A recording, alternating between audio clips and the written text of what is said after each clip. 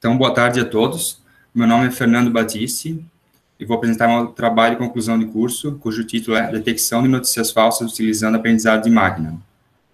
Esse trabalho foi desenvolvido no Departamento de Automação e Sistemas da Universidade Federal de Santa Catarina.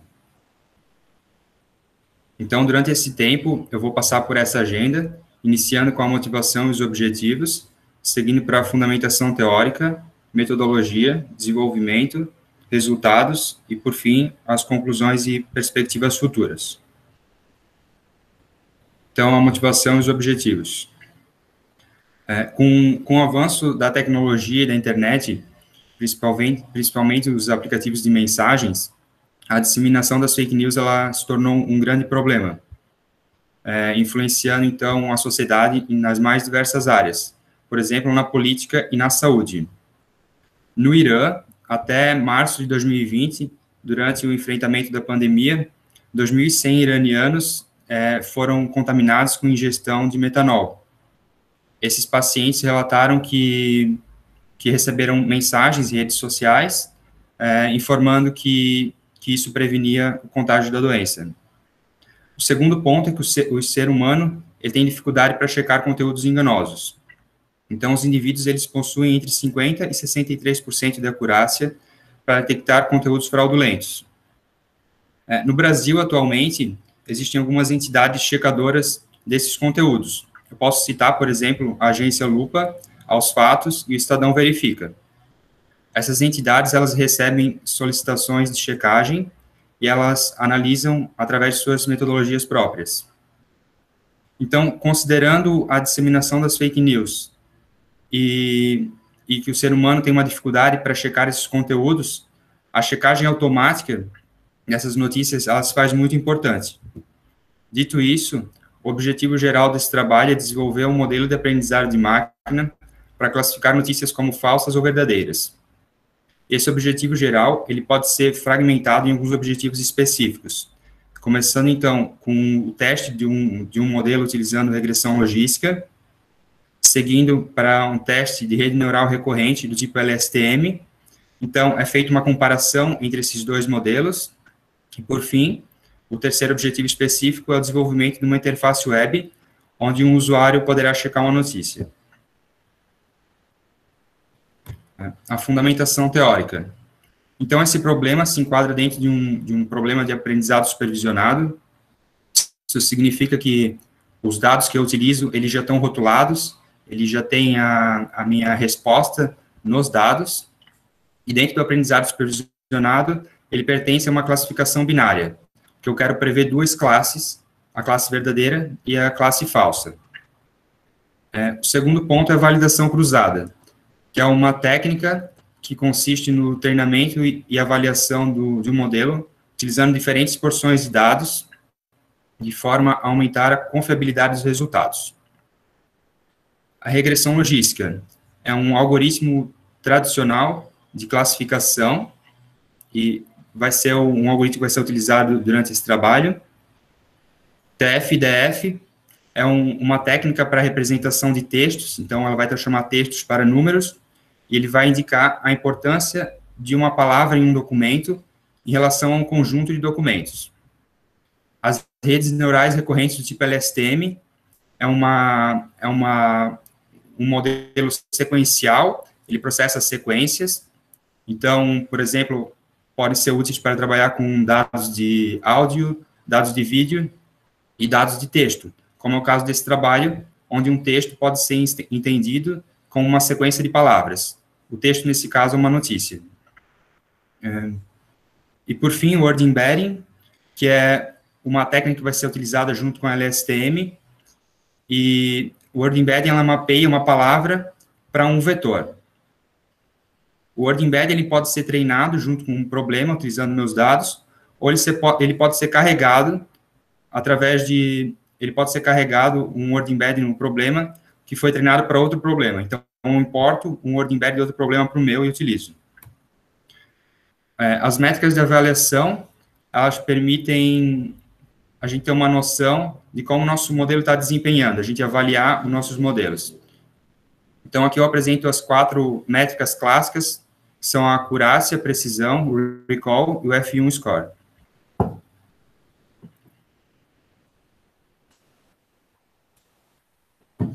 A metodologia.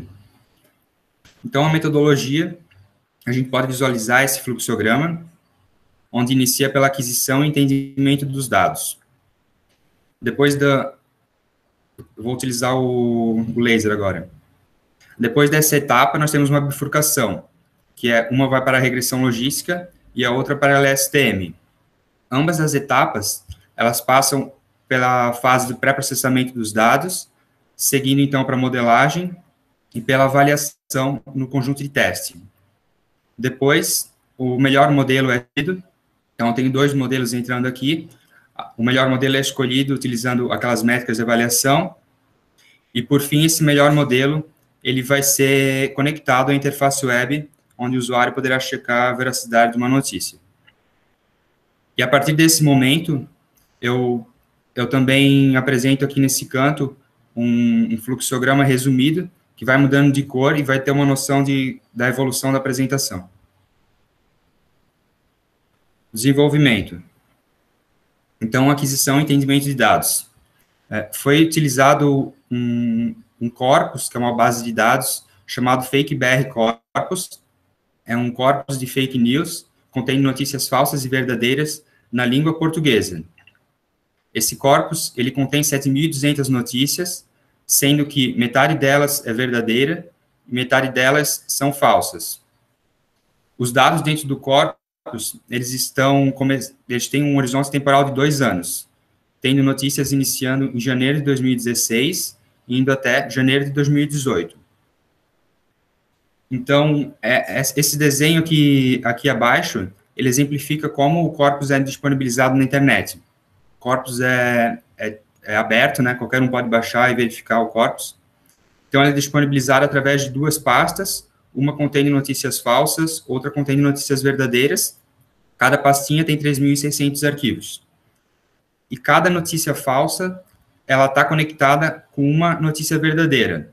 Então, a gente tem um par, notícia falsa e notícia verdadeira, que são as opostas. Acontece que, às vezes, uma notícia falsa é maior que uma verdadeira, ou uma verdadeira é maior que a falsa. Então, para isso, para cada parzinho de notícia, por exemplo, 1.txt e 1.txt, a notícia maior do par, ela é truncada para ter o mesmo tamanho que a notícia menor. Então, é utilizada uma versão normalizada do corpus. A tabela à direita, ela resume esses dados de uma forma mais visual para a gente entender. Então, o corpus, como se nós tivéssemos uma tabela com 7.200 linhas, cada linha é uma notícia.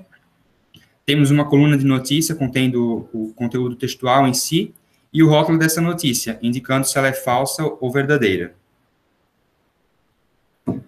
A separação dos dados.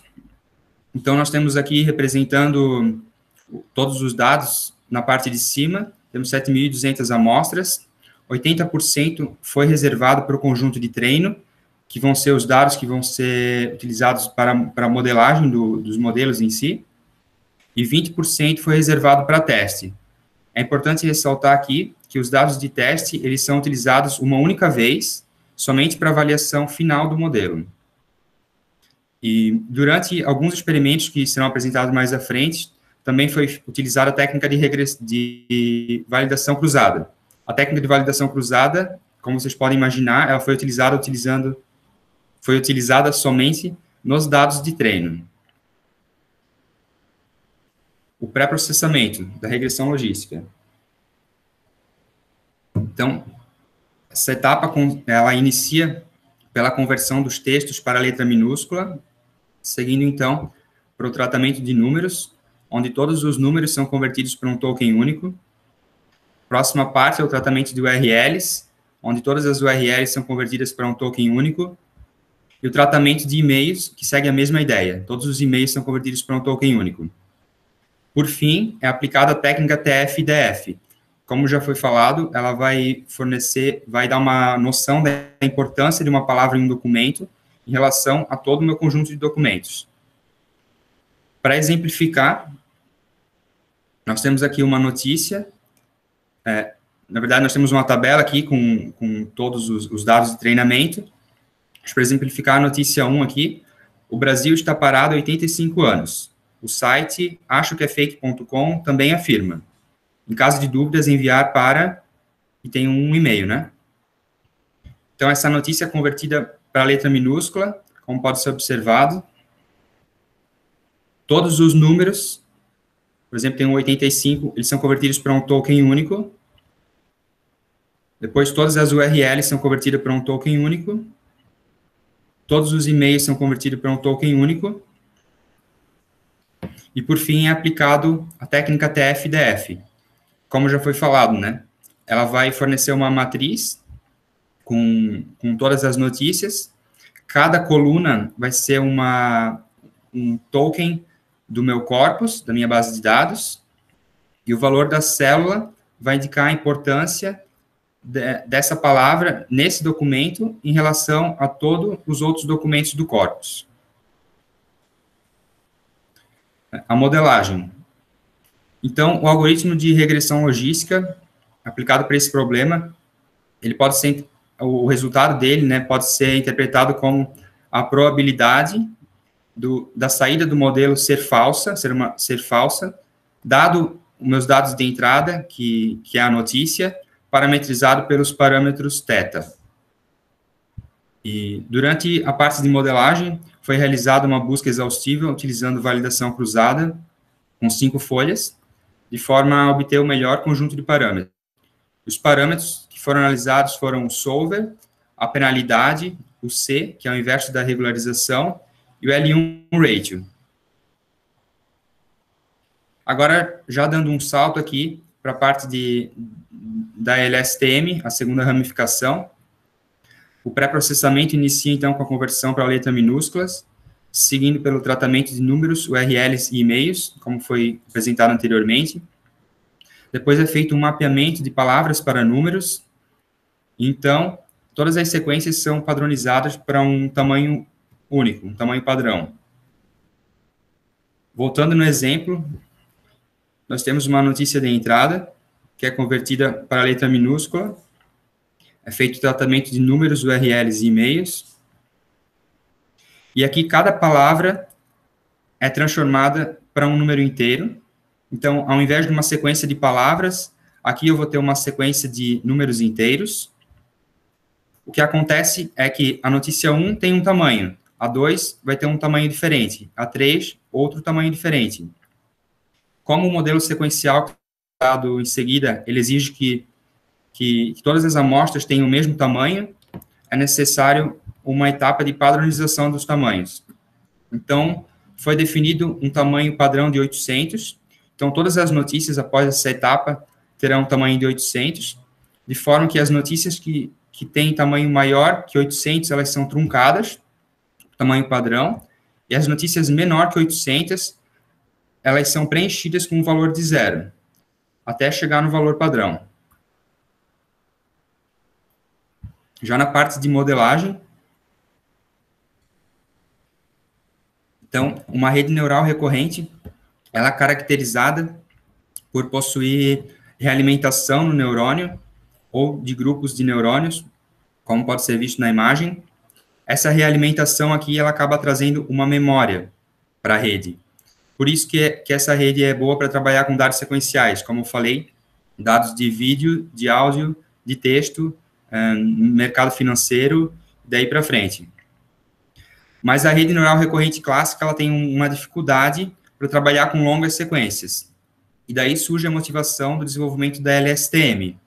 Então, a LSTM, ela tem as 3 principais características que a rede neural recorrente também tem, mas a gente pode utilizar ela de um jeito melhor para trabalhar com longas sequências.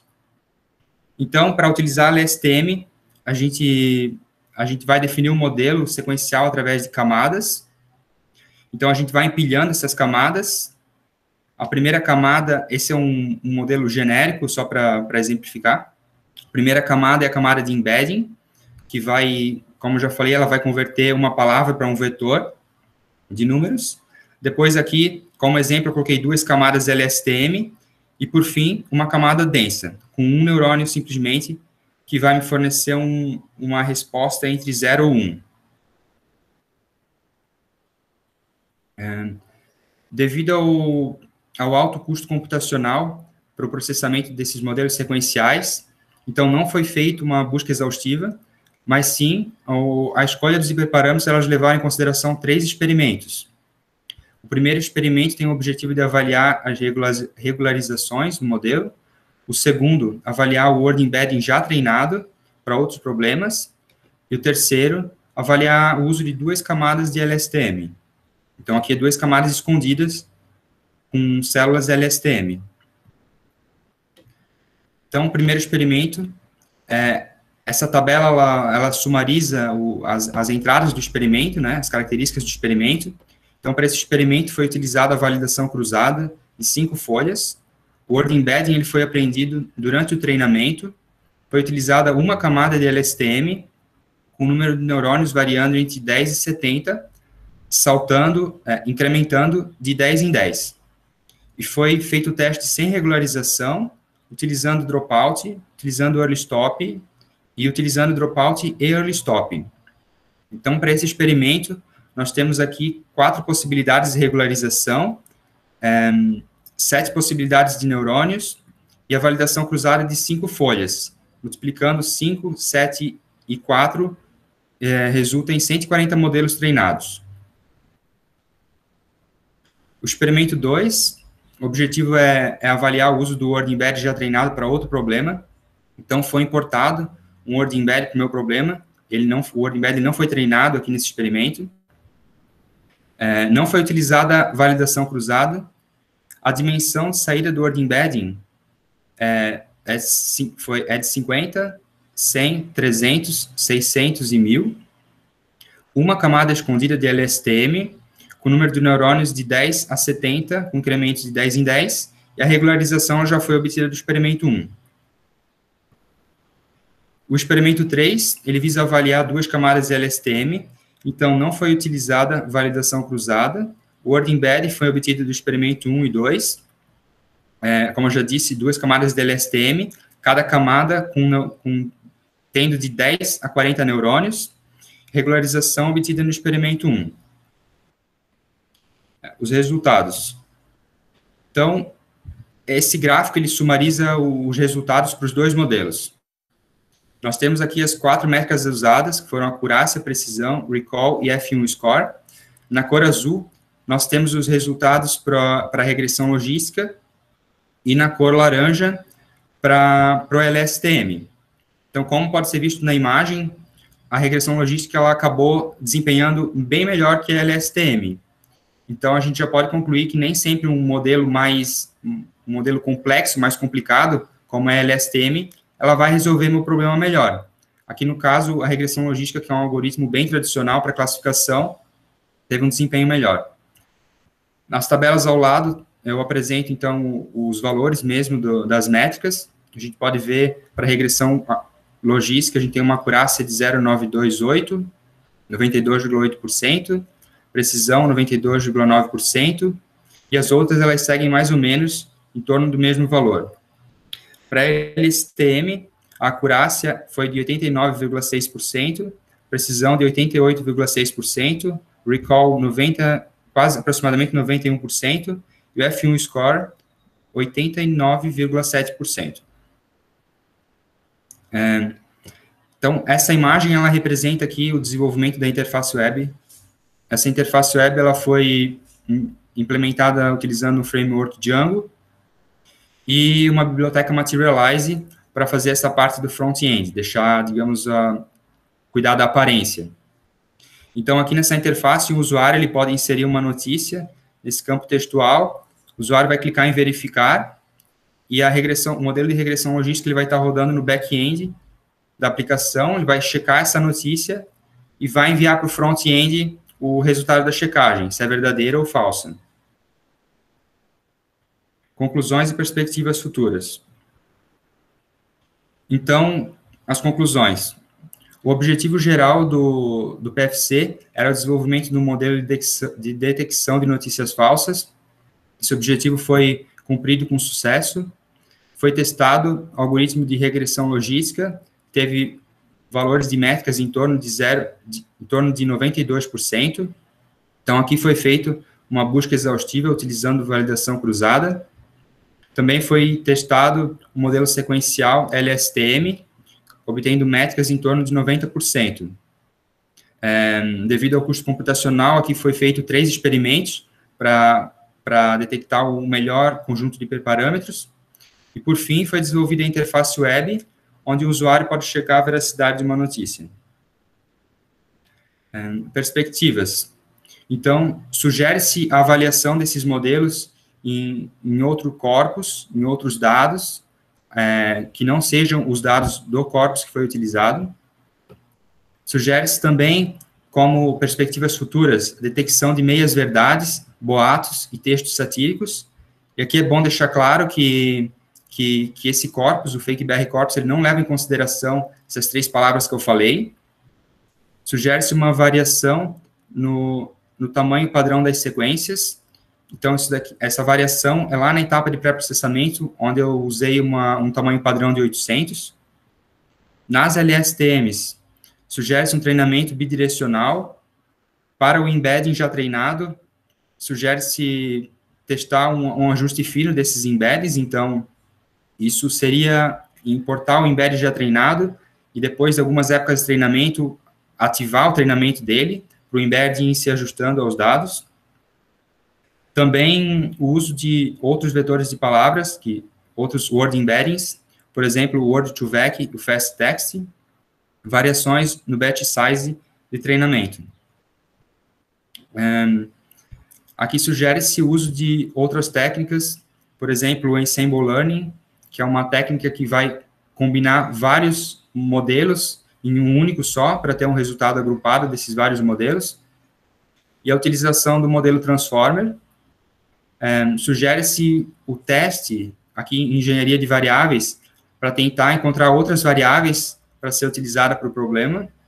Por exemplo, o número de palavras erradas no texto, o número de espaço em branco, o número de vírgulas no texto, e daí para frente.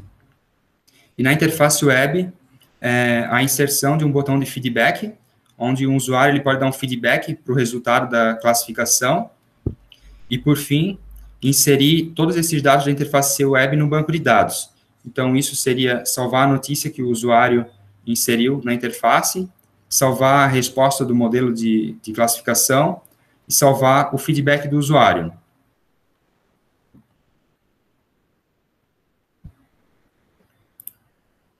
Bom, por fim, eu deixo aqui o link para quem quiser acessar a interface web para interagir com a interface. Eu gostaria de aproveitar esse momento para agradecer minha família, meus amigos e minha companheira por todo o apoio, por todo o carinho, ao meu orientador e supervisor, o professor Eric, por toda a orientação e conselho ao longo desse PFC, aos meus professores, que foram essenciais para o meu processo de formação profissional, e finalizando, então, à Universidade Federal de Santa Catarina, pelo comprometimento e a construção de uma sociedade justa e democrática. Certo, Fernando, obrigado pela sua apresentação. A gente prossegue, então, dentro do rito, com a arguição do professor Ubirajara. Tá? Bira, com você. Muito bem, então vamos lá. Então, primeiramente, agradecer, né, a oportunidade, né, de debater esse tema, um tema que me interessa bastante. É um tema que a gente vem também trabalhando no doutorado, numa outra perspectiva, né? Estamos no doutorado trabalhando essa temática, mas ali mais uma modelagem, sistema dinâmico para ver o efeito de propagação, né, de algum tipo de notícia, né? Que no caso também pode ser fake news, né? E a influência de notícias certificadas, que é uma outra vertente, ou seja, ao invés de se classificar como fake, você tentar dar um selo de reputação para uma determinada notícia. Muito bem, acho que o trabalho está bem organizado, né, falando do texto, está bem escrito, claro, boa qualidade, e na questão da aplicação dos métodos, eu acho que ele está bem consistente, então está excelente como um trabalho acadêmico. Agora, eu tenho algumas observações em relação a algumas hipóteses, né, de partida da tua proposta. Eu gostaria de discutir um pouco contigo, Batista, no sentido de saber se realmente eu estou certo no que está fazendo ou, de repente, tem algum equívoco meu. Então, vamos lá. A primeira pergunta é a seguinte, você, propriamente, não tem uma caracterização do que é um fake news, né? Você não definiu quais são as features de uma notícia que é fake, é isso? Então, isso, na verdade, eu não tenho isso, mas o corpus, ele foi não fui eu que construí o corpus, né? Eu estou utilizando um corpus disponibilizado pela USP São Carlos. O corpus, ele foi construído de forma a ter notícias totalmente falsas ou totalmente verdadeiras. Então, eu entendo a tua pergunta, porque talvez uma sátira pode ser considerada uma fake news, né? Aí, claro, assim, agora esse vai ser o meu caminho de entrada para a arguição do teu trabalho, né? Vamos lá, eu acho que tem uma grande virtude na aplicação dos métodos, acho que gostei, está bem consistente, mas talvez ele pudesse fazer uma observação crítica de que ele, de certa forma, é um método força bruta, porque, quer dizer, tu não faz uma análise mais distante para saber, quer dizer, o que caracteriza algo como sendo fake ou não. Ou seja, existe alguma coisa nessa base de dados que a gente não sabe, né, que coloca as notícias de um lado e notícias de outro lado. Mas isso não está explícito. Uhum. Ou seja, de alguma maneira o teu algoritmo está lidando com isso, está te dando uma resposta, mas sem te dizer por quê. Ou seja, você tem o resultado, mas não sabe por quê. Uhum. Olha. Então, emendando isso, tem alguns algoritmos que conseguem entregar a importância de cada variável, né? Cada feature de entrada do modelo. Por exemplo, que eu lembro de cabeça, os algoritmos de árvore, o Random Forest, né, que é um ensemble de árvore, ele consegue fornecer uma importância de cada variável de entrada. Certo. Eu sei que tem técnicas de explicabilidade que dá para a gente explicar, por exemplo, o que a rede neural está fazendo para classificar como falsa verdadeira. Mas não foi esse o ponto do trabalho, então não é isso que eu tenho para falar, né? O que eu disse, cara, porque de certa maneira, para a gente saber, quer dizer, poder chegar a elucidar essa questão, eu acho que existe uma discussão primeiro em a gente tentar classificar, cara, o falso no sentido do que é errôneo, a informação equivocada, e o que é o fake news, que é uma informação não somente equivocada, mas que ela tem uma intencionalidade, né? Porque eu poderia dizer uma coisa que está errada e vocês não falarem que é uma fake news, simplesmente, olha, não é assim. E a fake news, ela tem, quer dizer, pelo que atualmente, convencionalmente se trata, ela tem uma certa intencionalidade. E talvez a questão da tua base de dados, que eu acho que é um ponto central para depois a gente saber a eficácia, é que da maneira como esse trabalho prévio foi feito, deve existir alguma característica comum ao que foi classificado como fake news, que não é simplesmente uma notícia que está errada. E você vê algumas características, por exemplo, na base, em termos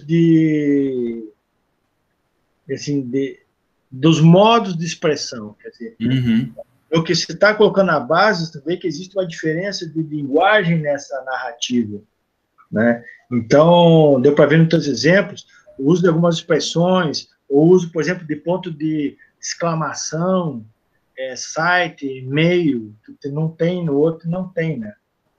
E aí, claro, o que pode levar a gente, aí eu gostaria que você comentasse um pouco, né, uma crítica ao teu trabalho, né, digamos assim, é uma reflexão que a gente pode fazer sobre determinadas abordagens. Eu gostaria que tu fizesse, já vou acabar aqui essa minha frase, mas pedir para você fazer, que existe uma certa crítica a algumas abordagens baseadas em Big Data, né, eu vou classificar a tua abordagem como sendo uma abordagem, né, de Big Data, porque a maneira como você classifica previamente esses dados, ela pode trazer o que é uma grande discussão nessa área, que é o bias, né, ou seja, o preconceito. Uhum. Então, ou seja, existe algo na linguagem dessas mensagens fakes que não tem na outra, que não é uma questão de conteúdo, né? Aí, claro, não é questão de sentido, mas é questão, né, da expressão, do uso da linguagem, e que poderá levar você a escrever uma coisa com o estilo da fake, mas sendo verdadeira, e você classificar ela como sendo fake. Ou seja, se eu escrever um texto agora, que é uma verdade, mas eu colocar pontos de exclamação, palavras tipo absurdo, ou coisa parecida, mesmo sendo verdade, isso vai me classificar como fake. Então, quer dizer, existe um preconceito, um bias, né, em relação ao modo de expressão. Então, eu gostaria que você comentasse um pouquinho isso, em que sentido, e isso que eu estou te falando, pode comprometer uma análise efetiva, uma classificação efetiva das mensagens que a gente possa colocar no teu sistema. Mesmo que ele tenha, claro, uma alta taxa de acerto, existem citações que ele vai errar porque o que a gente está procurando não é o conteúdo, o que a gente está procurando é o estilo com que é escrito. Sim. Obrigado, professor. Eu diria que se os nossos dados de entrada não forem bons, o modelo também não vai ser bom. Então, tem um jargão que fala que é lixo na entrada, lixo na saída, né? O que eu tomei cuidado para esse problema, né? Quando começou a falar em bias e enviesamento, isso sim, ele vem muito já...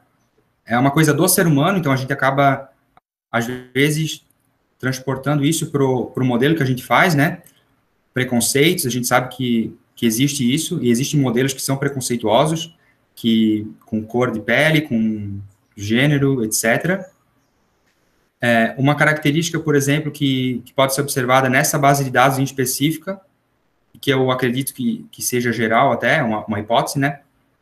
Que essa base de dados, as notícias falsas, elas são mais curtas que as notícias verdadeiras. Então você pode me perguntar, então, beleza, eu quero que a minha notícia falsa seja detectada como verdadeira, eu vou escrever uma notícia falsa, só que mais comprida, né? Daí, pensando nisso, foi utilizado o corpus normalizado. Foi aquela etapa que eu falei que, para cada parzinho falsa e verdadeira, tem uma que vai ser maior, desse parzinho. Então, essa que for maior, ela vai ser truncada para ter o mesmo tamanho da falsa. Isso foi sugestão já que foi visto em artigo, né? Essa parte do truncamento para evitar o enviesamento.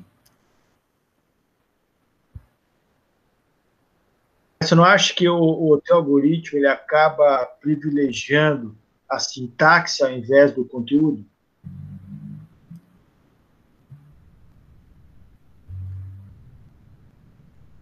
Não sei. Talvez a LSTM, por exemplo, como ela lida com sequências, então a informação passada é muito importante para a LSTM, né, o modelo sequencial. Ela tem uma etapa de word embedding, por exemplo, que consegue captar contextos, assim. De certa forma, a word embedding é o seguinte, um word embedding de dimensão 50, né? Uma palavra é mapeada para um vetor de dimensão 50. Outra palavra, na sequência, também vai ser um vetor de dimensão 50. Se as palavras forem similares, esses vetores serão próximos uns dos outros, nesse espaço vetorial. Se as palavras não fizerem sentido uma com a outra, não tiverem ali uma relação, os vetores serão longe. De certa forma, dá até para fazer umas contas com o word embedding. Por exemplo, ele encapsula o conceito de cidade capital.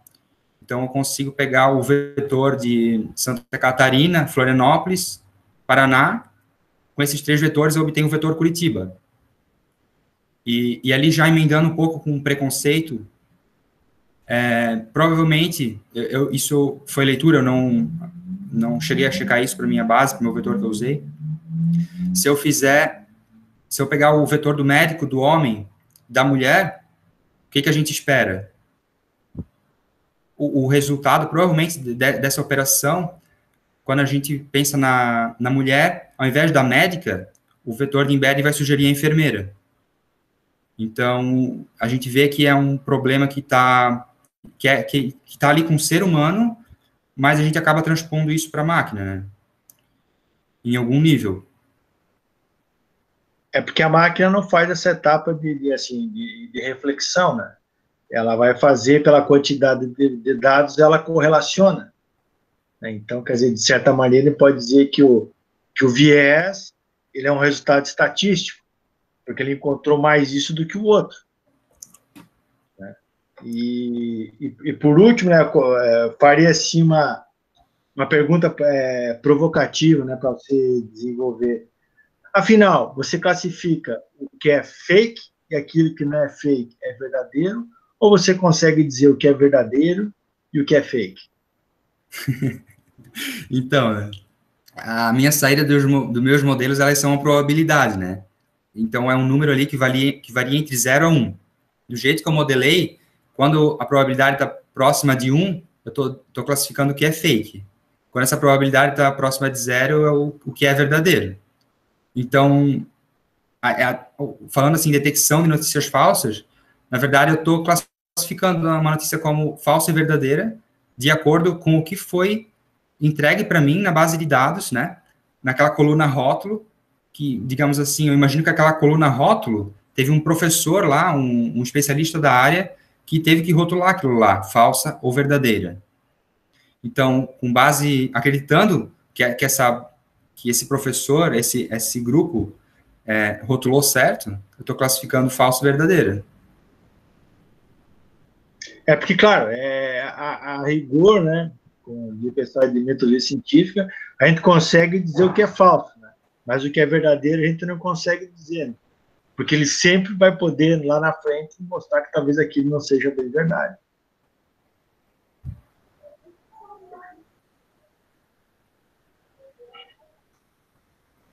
Você acaba tendo uma classificação muito mais no sentido do que é o fake, do que propriamente poder afirmar que uma coisa é verdade ou não.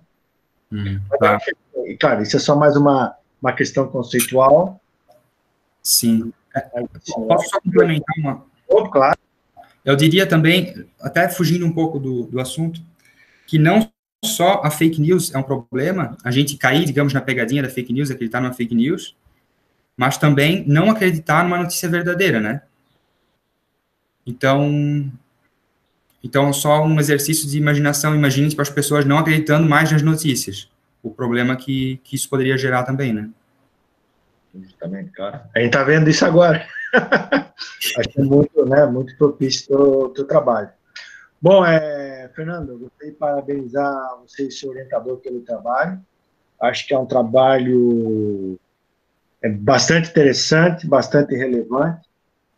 É claro que essas discussões, às vezes, fogem um pouco do escopo do trabalho, no sentido que você delineou uma proposta, quer dizer, executou ela dentro, claro, do que era o teu objetivo, que é utilizar aprendizado de máquina.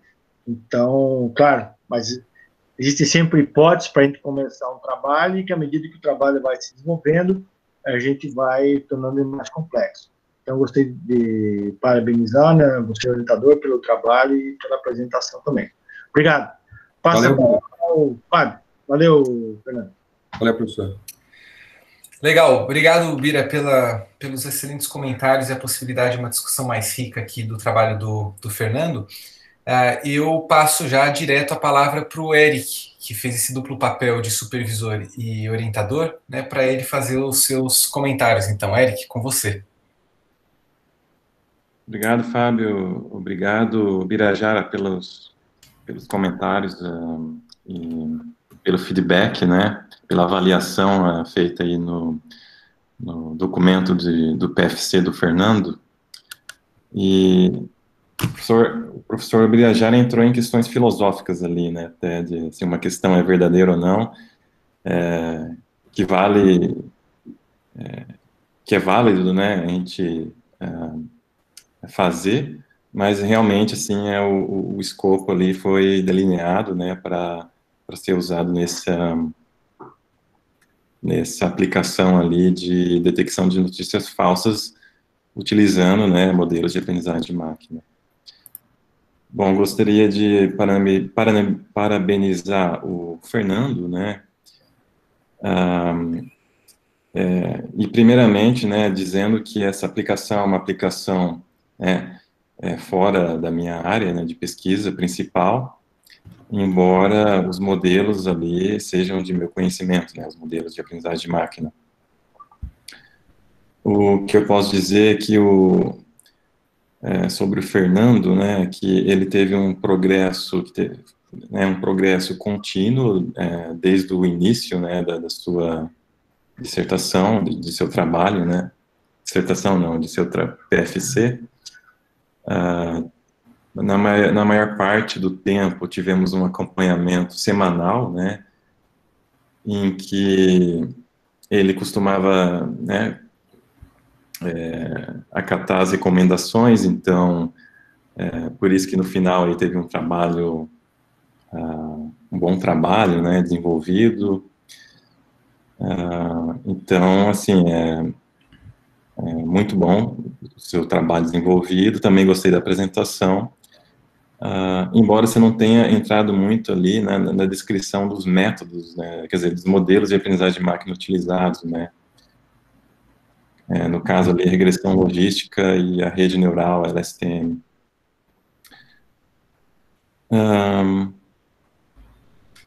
Então, o que eu gostaria de fazer algumas perguntas para você, você usou 2 modelos, né, qual que seria a vantagem da LSTM, que é uma rede neural recorrente? O que ela poderia fazer que a regressão logística não faz? Eu diria que, por exemplo, tendo um modelo da LSTM, né, que é um modelo sequencial, então, depois de treinado, ele tem o conhecimento do meu corpus, né? Ele sabe o que é uma notícia falsa e uma notícia verdadeira, né? Com base no corpus. Então, por exemplo, eu poderia, tendo esse modelo sequencial treinado, eu poderia gerar uma notícia falsa, né? Uma notícia, digamos, eu conseguiria gerar a primeira palavra e ir gerando sequencialmente as outras palavras, então teria uma máquina de fake news, uma máquina de fake news, realmente.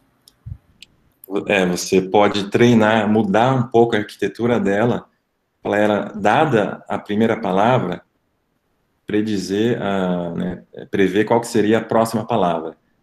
Dado que você tem essa predição da próxima palavra, você faz um feedback como entrada na rede, né, então agora a palavra de entrada seria a palavra anterior que foi predita, e nesse processo você vai gerando um texto, né, com a rede neural LSTM. Já com a regressão logística, ela vê, né, tudo, ela vê o texto como um conjunto de palavras, né, sem considerar a ordem das palavras, né. Uhum. Então, a LSTM ali, no caso, não foi tão boa quanto a regressão logística, né, mas ela tem aí outras possibilidades de aplicação, né. No slide 16, você tem lá um preenchimento de zeros, né, para textos menores, mas esse preenchimento de zeros não seria à esquerda? Não seria no início do texto? Nessa parte aqui, né? Não seria no início do texto? Então, a questão é a seguinte, eu posso fazer no início ou no final, né?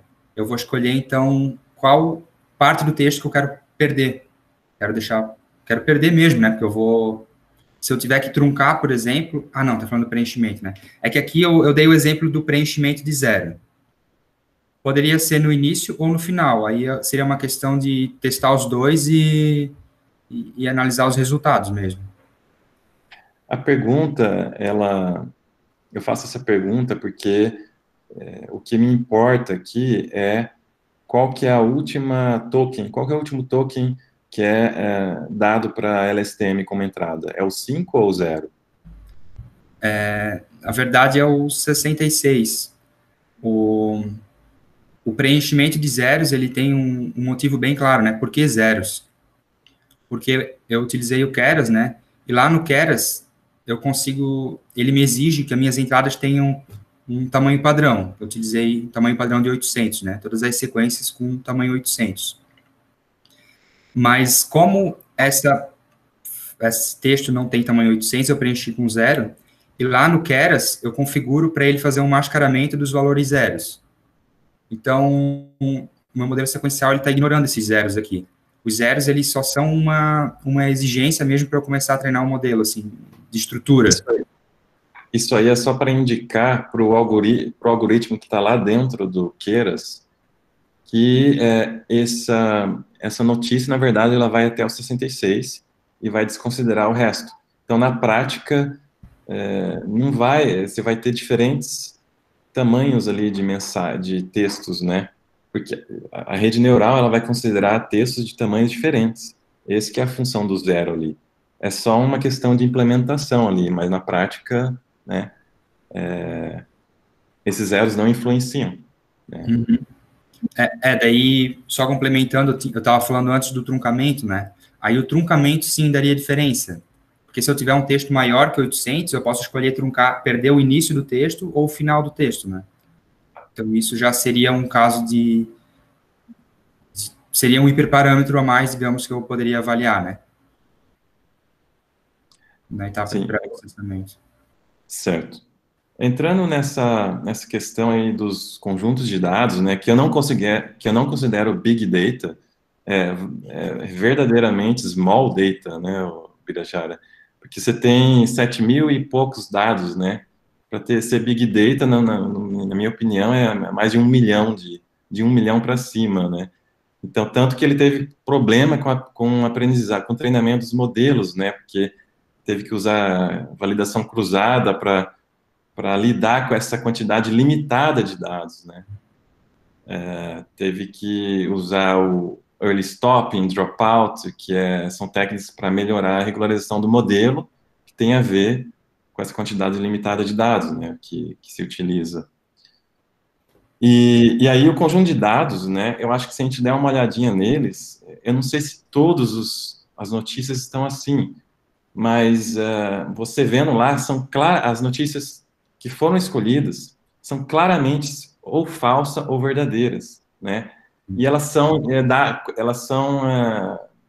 formuladas em pares, né? Então, você tem, em um par de notícias, você tem uma que é verdadeira, outra que é falsa. Então, a verdadeira é site oficial, né? É uma origem oficial da notícia. E aí você tem uma manipulação daquela notícia claramente falsa, mas não é que a notícia inteira é falsa, ela vai ter uma manipulação em alguma parte dela que vai a tornar falsa. E aí agora a linguagem que vai ser escrita aquilo, aí já é outra coisa. E realmente pode ser que o modelo, né, esse modelo de rede neural, ele aprenda o linguajar, né, as expressões. E não é que ela vai ser preconceituosa, né? Ela aprende o padrão de texto que leva a uma notícia a ser considerada falsa, né? Desse conjunto de dados. Então aqui o nosso escopo é de notícias, né? E notícias, o que me vem à cabeça quando eu penso em notícias são textos que são bem escritos, né? Claro que eu poderia pensar, então, eu vou escrever uma notícia falsa de maneira bem escrita, né? De maneira a se parecer com a notícia verdadeira. Né? Poderia pensar isso, e aí seria muito mais difícil determinar o que é falso e verdadeiro. mas existe isso, né? Bom, comparando então com essa fonte oficial, né? Não tem como fugir disso, né? Entrando em uma questão filosófica que é verdadeiro hoje, não vai ser no futuro, a gente não tem como trabalhar esse mundo, né? Tem que simplificar, delinear para chegar a algum lugar, né? Mas, assim, realmente, o professor Birajara tocou num ponto bastante importante, que esse modelo, ele pode ser enganado, né? Realmente, você treina naquele conjunto e ele tá treinado para ter um bom desempenho naquele conjunto. Se você começar a criar outras coisas ali, muito fora daquilo lá, ele não vai servir mais, né? Então, existem muitas limitações. Existem muitas limitações. A gente está num ambiente controlado, né? Tudo foi desenvolvido num ambiente controlado, né? Tanto que, na conclusão, daí tem a sugestão de trazer notícias fora do corpus mesmo, né? Para fazer um teste de generalização, assim, digamos, eu vou usar uma expressão mais na prática, né? E, então, com relação à semântica, né, a gente pode pensar que a semântica é implicitamente construída pela rede neural, que nem o Fernando falou, existe ali um word embedding, né, que tem os pesos da rede, é como se fosse a semântica ali, é uma semântica que é um pouco diferente da nossa, mas essa semântica é construída de maneira implícita, né, e a gente não tem, a princípio, a gente não tem um acesso tão fácil a ela, né. Existe aí enfim, com o uso desse word embedding, né, que é até não sei como traduzir vetor de palavra. Vetor de palavras, num espaço multidimensional ali de valores contínuos, né, dos pesos, se encontrou, assim, uma relação, né, que nem o Fernando falou, uma relação de proximidade no espaço, né, nesse espaço vetorial, de palavras que são sinônimas entre si, né, e até você consegue fazer operações vetoriais de maneira a subtrair um vetor. Qual que seria um exemplo bom ali de subtração de vetor que você... Capital, estado, tem o tipo rei, homem, mulher, rainha. Por exemplo, homem igual a mulher, menos. Rei menos homem é igual a rainha, não é? Acho que é isso. Eu não sei como equaciona ali, né, certinho, mas tendo a informação do rei, do homem e da mulher, a gente consegue o vetor rainha, né? Rei menos homem mais mulher, você consegue um vetor que se aproxima ali da região que a palavra rainha está representada, né? Isso, fica bem próximo. Mas é isso, no geral, bom trabalho mesmo, Fernando, parabéns e sucesso aí no teu novo trabalho, tá? Obrigado, professor. Então é isso aí. Valeu. Certo, Eric, obrigado pelos comentários. A gente acabou tendo aí, tanto com as intervenções do Eric, do Biri e as respostas do Fernando, uma discussão muito boa aqui, né? Sobraram para mim só 5 minutos, né, Fernando? Porque eu tenho uma outra sessão começando às 18. Então, na verdade, eu vou fazer um rapidíssimo comentário e depois uma pergunta simples. O primeiro comentário, eu acho que o que é... Bom, primeiro, parabéns, né, pelo trabalho, uma temática super interessante que ela suscita uma série de discussões bastante profundas, né? Essa questão de detecção de verdade é uma coisa que matemáticos teóricos já se preocupam com isso há muito tempo, né? Toda a derivação da matemática, como os sistemas formais, vem nessa linha de identificar o que é verdadeiro e diferenciar isso daquilo que é falso. E tem um ponto no seu trabalho que é super rico, a gente poderia falar muito tempo aqui, que é essa dualidade sintaxe-semântica, né? Então, eu reforço nesse ponto, aqui um comentário, né, para a gente não se estender, e também não é uma crítica, porque a gente sabe que o projeto de fim de curso ele tem que ter tem que ser delimitado, né, a ponto de ser feito em 6 meses, mas de fato você trabalha focado na sintaxe, me pareceu, né, quando esse aspecto da semântica, ele para mensagens bem formatadas, né, originadas para enganar, de fato, as pessoas, elas podem utilizar sutilezas de semântica que dependem de referenciais que não estão presentes na própria sentença, né? Esse é o grande problema de você diferenciar, de você encontrar alguma coisa mentirosa em uma sentença. O referencial, a informação de que você necessita não está toda ali, né? Então, de vez em quando eu recomendo aos alunos, tem um livro sensacional que toca um pouco nesse ponto também, que é o livro Gödel, Escher e Bach, né? Sempre que eu tenho a possibilidade, eu recomendo esse livro ao pessoal, e ele toca um pouco nessa questão da diferença entre sintaxe e semântica, e na matemática tem os resultados do Gödel que mostram ali que toda vez que a gente tenta reduzir semântica, sintaxe, a gente tem problemas para sistemas suficientemente complexos, né? Então, esse é um ponto super legal aí para depois incrementar o seu trabalho. As minhas 2 perguntas, Fernando, vão ser simples, espero, né, para a gente fechar em 3 minutos. Primeiro, as pessoas mais vulneráveis às fake news seriam o alvo da ferramenta que você desenvolveu, né, de uma certa maneira. E você não acha que a pessoa que é vulnerável a fake news é porque ela tem aquele comportamento de receber alguma coisa e já não tem nem vontade de checar se aquilo é fake ou não, ela já encaminha direto? Ou seja, talvez a sua ferramenta ela seja acessada justamente por aquelas pessoas que já têm uma propensão maior a achar que algo não é fake, porque ela já se preocupa com isso, né? Eu, na verdade, tenho um problema quando eu não saio de grupo de WhatsApp, assim, eu demoro para processar as informações, porque, em geral, eu fico ali 10 minutos por mensagem para ver se o que está ali é verdadeiro ou não, né? Então, como é que você vê esse ponto, né, do seu usuário, entre aspas, aí da ferramenta?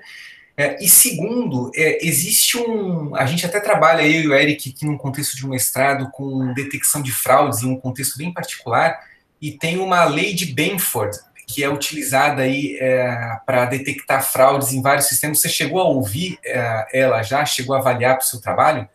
Então, são essas 2 perguntas. Tá. Então, em relação ao usuário, não estava preparado para essa pergunta, né?